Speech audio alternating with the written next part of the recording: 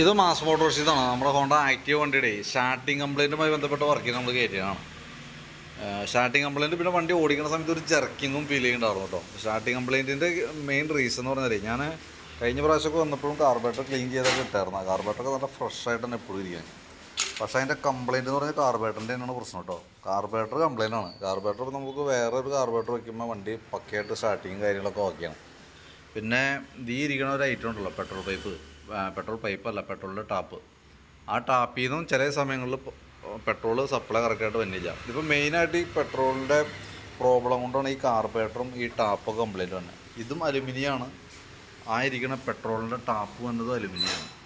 അപ്പോൾ ഇത് ഈ കെമിക്കൽ റിയാക്ഷൻസ് വന്നിട്ട് ദ്രവിക്കുകയാണ് ഓരോ ഭാഗങ്ങൾ. ഇപ്പോൾ ഇത് തന്നെ നോക്കുമ്പോൾ ഈ സൈഡൊക്കെ നോക്കുമ്പോൾ ചെറിയൊരു പൂപ്പൽ പോലെ ഒരു ഫംഗസ് പിടിച്ചാണ് പോലെയൊക്കെ ഇരിക്കുന്നത്.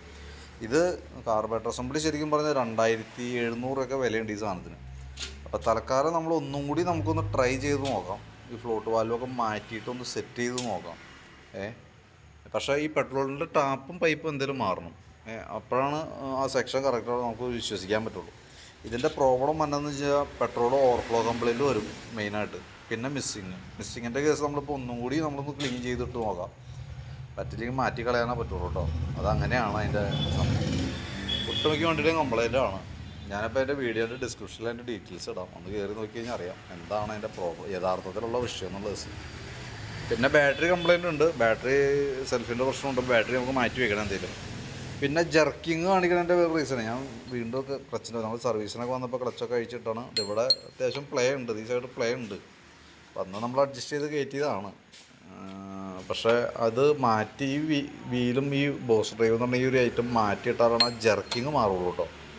സ്റ്റാർട്ടിങ് കംപ്ലയിൻറ്റിന് നമുക്കിപ്പോൾ ഇത്രയും കേസ് ചെയ്താൽ മതി. പെട്രോൾ ടാപ്പ് മാറ്റാം, പൈപ്പ് മാറ്റാം, കാർബറേറ്റർ ക്ലീനർ ഉപയോഗിച്ച് നല്ല രീതിയിൽ ക്ലീൻ ചെയ്യാതെ ഈ ഫ്ലോട്ട് വാൽവൊക്കെ മാറ്റി സെറ്റ് ചെയ്യാം. അപ്പോൾ ആ ഭാഗം ഓക്കെ ആയിക്കോളും. ബാറ്ററി മാറ്റി വെച്ചുമ്പോൾ സെൽഫിൽ വണ്ടി എടുത്തോളും, പ്രശ്നമില്ല. പക്ഷേ വണ്ടിക്ക് ഒരു ജർക്കിങ്, ഒരു സുഖമില്ലായ്മയുണ്ട്. അത് ഇതിൻ്റെയാണ്.